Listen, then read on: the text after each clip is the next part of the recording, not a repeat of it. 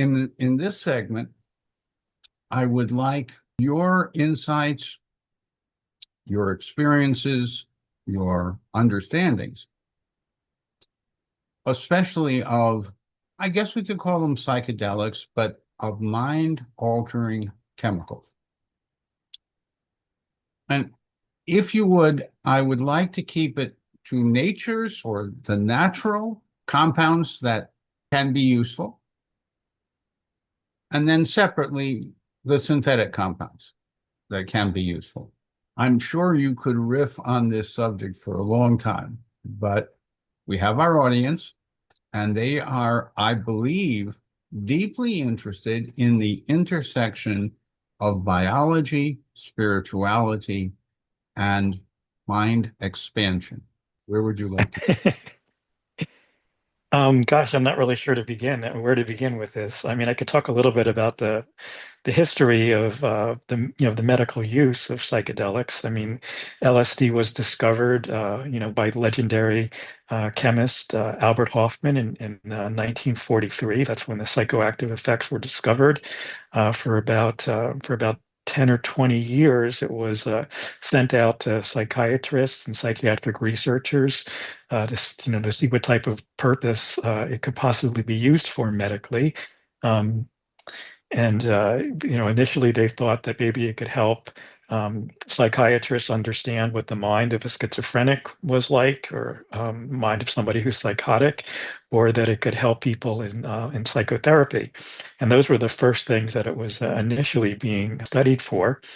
And there were hundreds of studies done, hundreds of very promising studies, treating alcoholism and treating different psychiatric disorders. And then, of course, as you know, during the 1960s, it became a popular recreational drug that was associated with the counterculture movement and with the protests against the Vietnam War. And at this time, it was made illegal.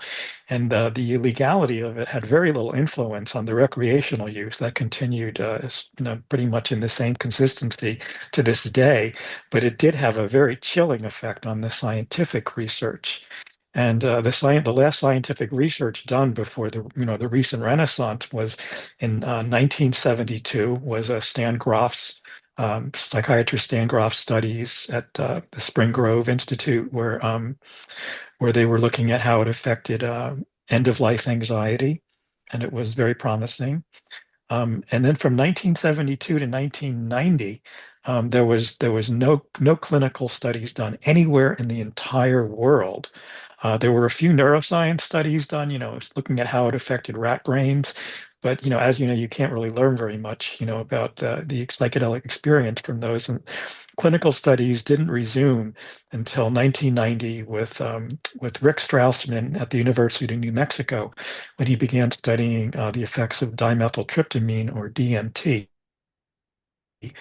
DMT is naturally found in the human body. It's endogenous to the human body. It's naturally found in almost every species of animal and plants, and no biochemist knows what function it serves. It's a profound mystery why it's everywhere in nature. There's even trace amounts of it in every glass of orange juice that you drink. It's in you're circulating your body right now. Um, and yet mysteriously, if you ingest it as a drug, it produces a psychedelic experience that knows no equal. It's more profoundly, it's got a psychological intensity that's greater than LSD or psilocybin or any of the other classical psychedelics. But in any case, Rick Strassman began studying this from 1990 to 1995, and this opened up the doorway to other psychedelic studies. Thanks to the Multidisciplinary Association for Psychedelic Studies that I worked for 5 years. They've been, through private contributions, have been funding studies into MDMA, how it can help with post-traumatic stress disorder, how psilocybin can help with end-of-life anxiety. There's research going on at Johns Hopkins University, at the University of California at Berkeley, at New York University, my old alma mater, and many other places throughout the world. It's truly a renaissance. It's no longer demonized. It's no longer ridiculed in the mainstream media.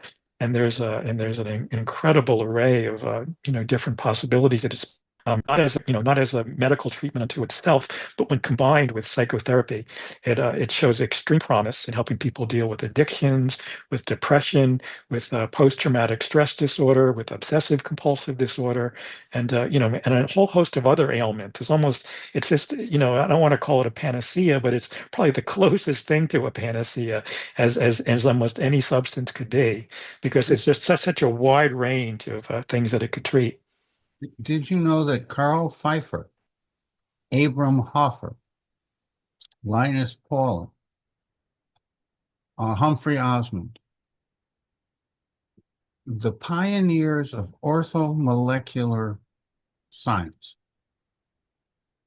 were all funded to do LSD research until that research got shut down for political reasons, Yeah. and they were defunded. Yeah, that's really sad. That's really sad. Not surprising, of course, but Not surprising. you know, you And know, Abram was just this very gentle person. You may know the great experiment that he did. He injected oxidized adrenaline. He injected adrenochrome into himself. And for 3 days, he had to remind himself that he was not a paranoid schizophrenic. He was a damn fool. 3 days. yeah, For me, these are very personal, as I think they are for you. This was an opportunity to relieve the suffering of many, many, many people that was just ignored for too long, and fortunately now is beginning to have a renaissance. yeah. It's very exciting what's happening right now, and it's been long awaited. I've been waiting my whole life. I mean, back when I was at USC and I was doing research into neophobia and looking how the lateral hypothalamus affects the eye blink response. What I really wanted to do was research into psychedelics, but at the time it was forbidden. There was just nothing going on in the world at the time. So it's really exciting that this is finally it's finally being given its due and being given the scientific respect that it's long deserved. What would you like to say about CBD, THC, and the entourage effect? Well, I mean, the cannabinoids also were demonized for the longest time, and it's only because of the political fight that medical marijuana got legalized state by state, and that CBD is now available in every health food store. Um, I know it can be used for a variety of different ailments. I've personally used it for help with sleep. I've personally helped it reduces anxiety. It has an anti-inflammatory effect that I know, um, and it can reduce the size of tumors. I know there was a famous study that was done by the National Institute of Health back in the 1980s to try to find out how carcinogenic the cannabinoids were. And they gave rats massive amounts of THC, another one of the cannabinoids. And the study was never widely published because it actually reduced the amount of tumors in the laboratory animals. And since then, there have been other studies that have actually been done more recently that have confirmed that.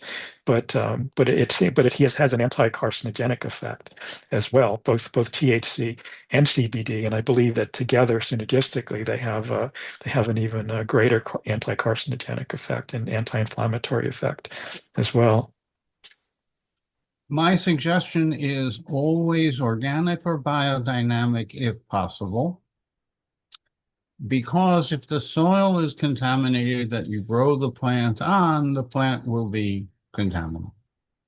Yeah, And I am concerned a little bit because many things are not well regulated, but this recreational area is the Wild West from my point of view.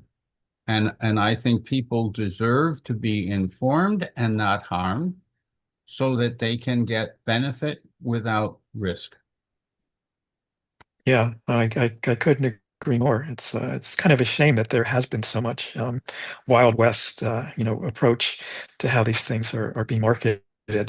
And that there aren't greater levels of regulation in those areas, but I know that some companies do have there is a gold standard for some companies that that do adhere. I think New Leaf is one of the ones that I found. Good example of a Yeah, responsible company with a good culture, corporate DNA, whatever you want to call it. But yeah. it's good to call attention to those who really try to do it right. Hmm. Yeah, and to keep it standardized as well. That's the other really important thing, not just the pesticides or the the soil that it's grown in, but also to accurately standardize it as well, so you always get the consistent dose. I think that Washington State and to some extent Oregon are examples of trying to do that right. You have to Hmm. disclose on the label the percent and certain contaminants that should be not present.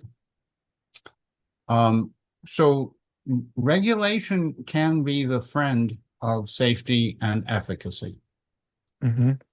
but you need to have informed regulators.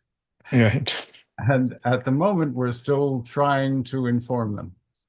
Yeah, that's true. In Oregon, they've recently legalized psilocybin, and there's actually legal psilocybin therapy, psychotherapy going on in Oregon as well, and in Colorado. And in Colorado, right.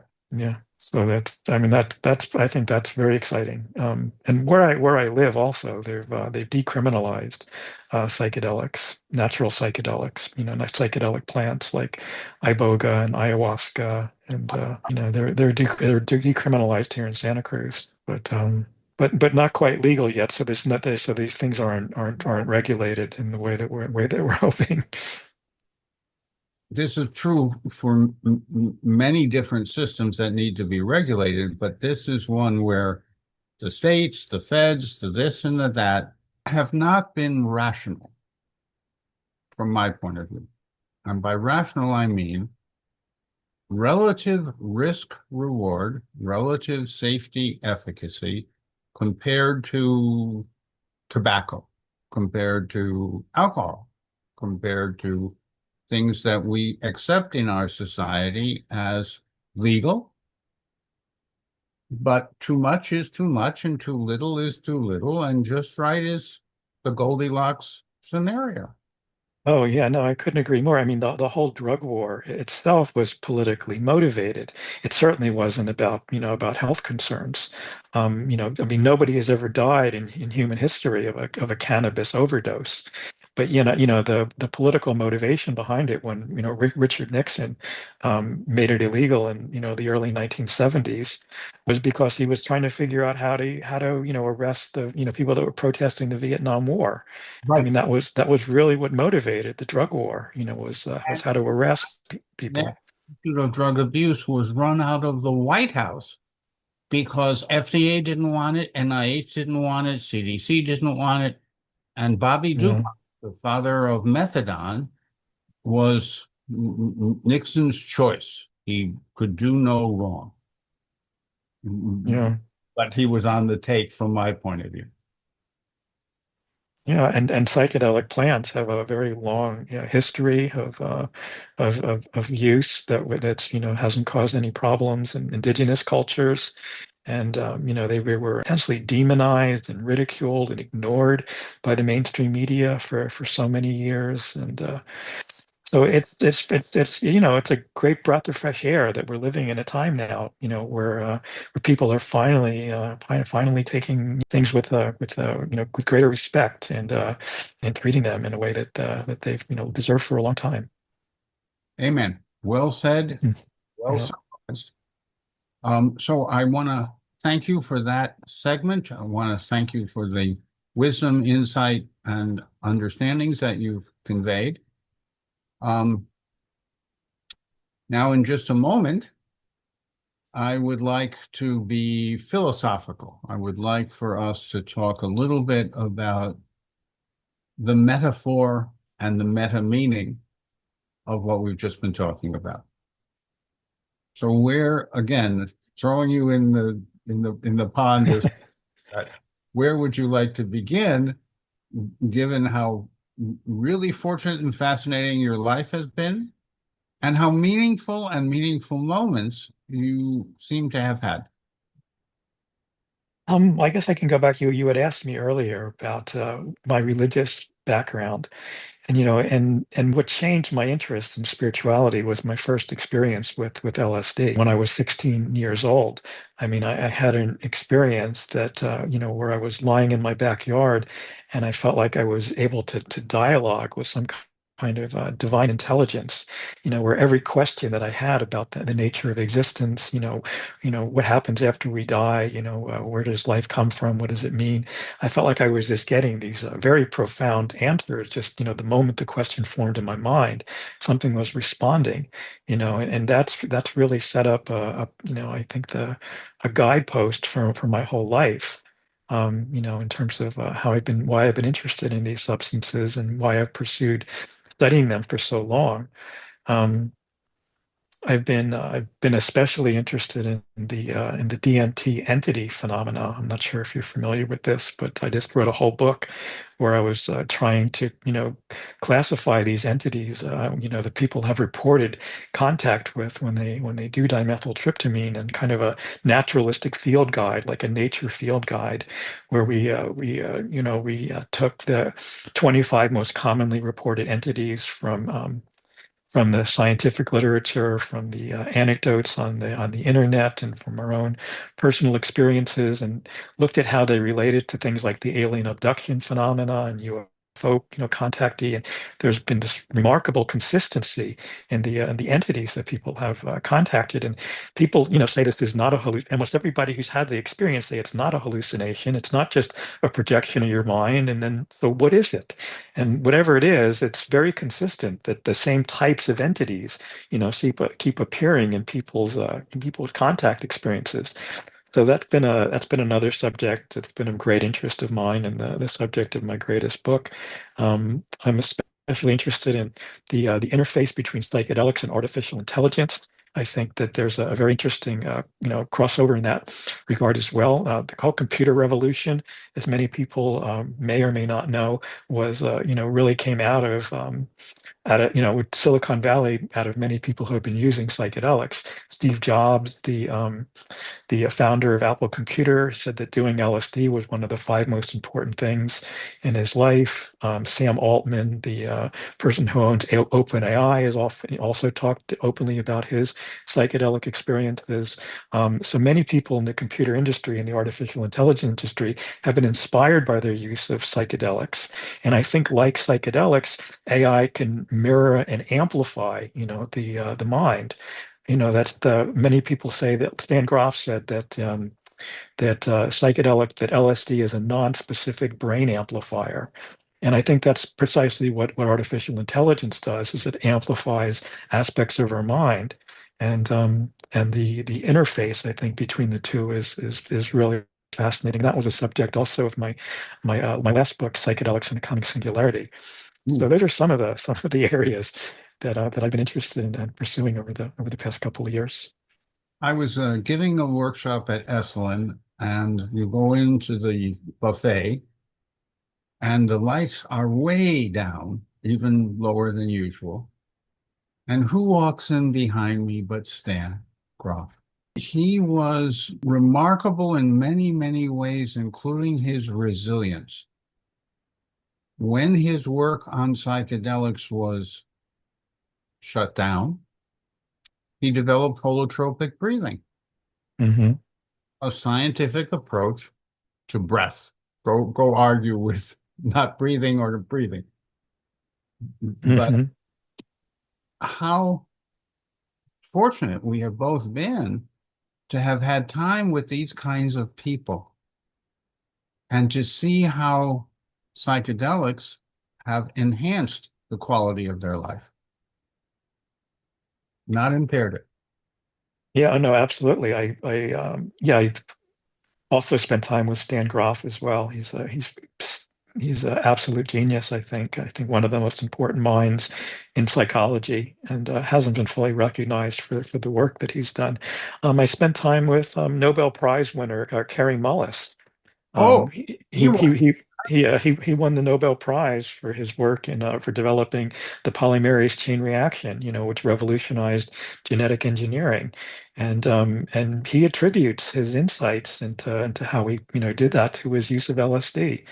So it is, yeah, and of course there's stories about Francis Crick, the developer of the DNA molecule, also doing LSD when he was developing his concept of the models of DNA, the structure of the DNA molecule. So yeah, some of the greatest minds in human history, literally, have been inspired by their psychedelic experiences, and most certainly not impaired by them. But but I do want to say though that I mean psychedelics, they wouldn't be such powerful medicines if they also didn't have the potential to harm as well as has help people, and why doing it in a psychotherapeutic setting or a shamanic setting I think is so valuable and so important. As Tim Leary always pointed out, set and setting, your mental mindset and the environment that you do it in is extremely important, because it amplifies whatever you're experiencing. So if you're having a positive, beneficial, philosophically intriguing, spiritual experience, it'll amplify that. And if you're paranoid and scared and anxious, it can amplify that, and it can traumatize people as well. So it's a double-edged sword, as every medical treatment is. They wouldn't have the magic potential that they do if they weren't really powerful, right? So like I said, it has to be treated with great respect, and done with people that know what they're doing, and certainly not in a lighthearted, reckless way. Or in a commercial way.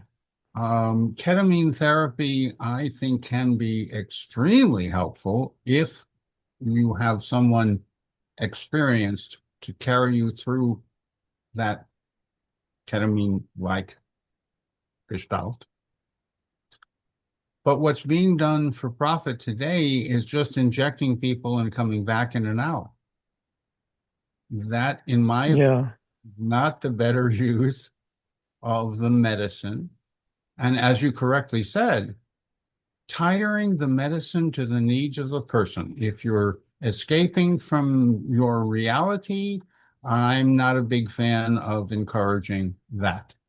But if you're using it, as Bill Gates did, to code better, that's interesting. And as you have said, some of the most important people yeah, in Silicon Valley and related have quietly but clearly been advocates. And yeah. and in a social context, they might even be willing to talk about their experience.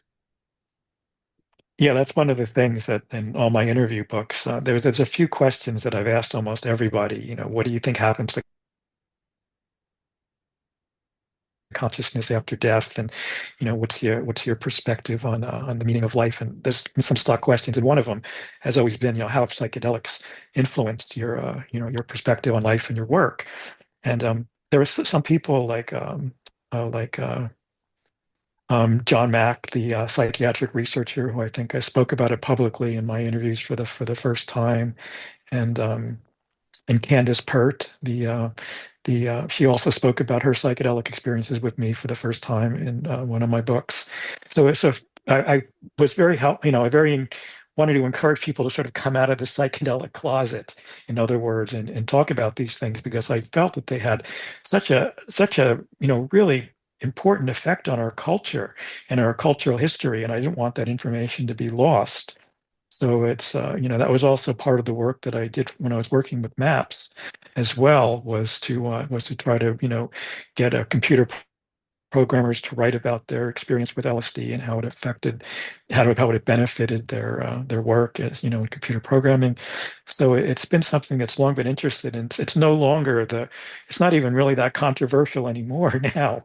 But at the time when I was doing it, it was extremely controversial, back in the 80s and 90s, and the first part of the century. I wrote, by the way, the very first really mainstream article for Scientific American back in 2008 about the Renaissance in psychedelic research.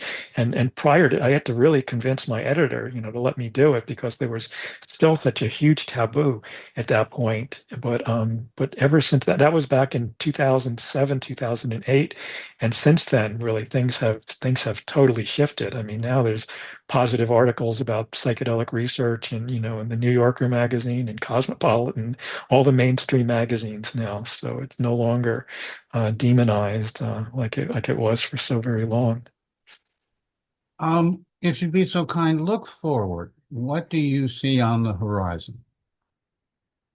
Well, I've been, I'm just delighted that, that finally, psychedelics are being given the attention they deserve for medical treatments like post-traumatic stress disorder and depression and addiction problems and end of life anxiety and those sorts of things. But what really interests me though is is the things that really haven't been studied yet that I see on the horizon, like how it promotes creativity, for example, and problem solving abilities. I think that's something that's really been understudied, and I know that the Beckley Foundation in England ran one study with ayahuasca and creativity, and they looked at microdosing also in creativity, but it's really been understudied, and I look forward to greater research in that. And I'm tremendously excited about the work that they're doing at Imperial College in London right now, where they're doing the extended state DMT trials, where the DMT, the natural psychedelic that's found in the human body and so many animals and plants, when it's used as a psychedelic drug, it generally only lasts, like 10 or 15 minutes. It's very, very short acting. That is, unless it's also a component in ayahuasca, when it's given with an MAO inhibitor, it could last 4 or 5 hours, but it's a sort of a much less intense experience. And what they're doing in the Imperial College in London is they're putting people out on pure DMT through an infusion technique that allows them to stay in this state for half an hour, or longer potentially. And they ran a couple of studies now to look at how it, toxicology studies, and to see if people can tolerate it, and they've been able to tolerate it well. Just the only problem is the psychological intensity of it, which is too much for some people. As Terence McKenna said, the only real danger of DMT is death by astonishment. But and he wasn't kidding when he said that. But the studies they're doing in Imperial College, I think, are exciting because of the entity contact that I've described earlier. That if there really is a genuine reality to the entities that people are having communication with, then here's the opportunity to have greater endurance of time with these entities, to see if some real significant information can be brought back. And what they're doing, the very latest research they're doing right now, is they're putting people out in teams. They're putting people out, together, to see if they can actually link up in hyperspace. And I mean, if this isn't some of the most exciting scientific research on the planet in human history, I don't know what is, right? Amen. So, so yeah, so that's some of the most exciting areas that I think that are on the horizon, and where we're headed with psychedelic research. So remind us the most recent book, the book about the singularity. So my two most recent books are Psychedelics and the Coming Singularity, which is a collection of interviews I did. Rupert Sheldrake's in it, Hamilton Morris, Graham Hancock are some of the people. A couple of the subjects from the Imperial College study that I just mentioned, I interviewed for that book. And then there's my other book. This is my most latest book, The Illustrated Field Guide to the DMT Entities, which is a naturalistic field guide to the different types of entities that people have encountered on their dimethyltryptamine experiences. Wow. Thank you. Um, Words pale, but I'm so glad to have had this meaningful moment with you. And may we all be well and happy. Blessings. Thank you so much, Russ.